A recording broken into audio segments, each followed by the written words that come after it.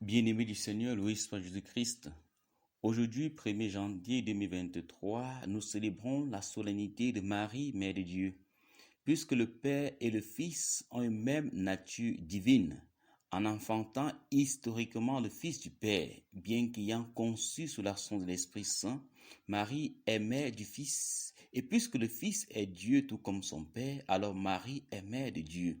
Comme mère, elle a pris soin de son enfant, elle a changé ses couches, elle l'a allaité, elle l'a éduqué, elle lui a appris à marcher et à s'exprimer. Quelle grandeur! La créature prend soin du Créateur. Voilà un message prophétique pour cette nouvelle année.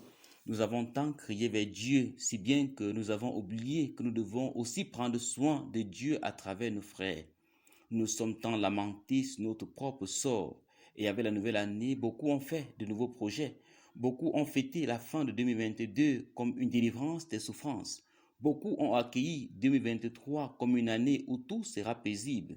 Il n'y a qu'à entendre les souhaits qui saturent l'atmosphère ou à lire les souhaits qui saturent les téléphones.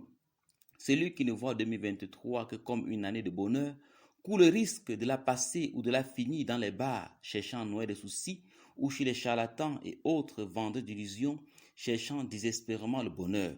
Mais celui qui, comme Marie, bien que étant mère de Dieu, sait se contenter de la mangeoire pour coucher son fils, ou méditer sur chaque événement de sa vie, sera capable de reconnaître la présence de Dieu dans son quotidien durant l'année 2023, même au milieu des pires humiliations ou difficultés.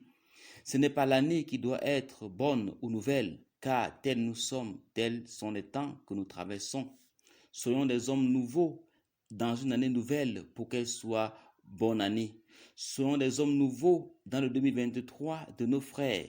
Changeons nos regards négatifs sur les autres. Les blessures et les coups que les autres reçoivent ne proviennent pas de l'année, mais des hommes. Soyons une bénédiction dans le 2023 de nos frères. Disons du bien d'eux. Là où on se bénit mutuellement, là il y a la vie, l'amour, la santé, la prospérité.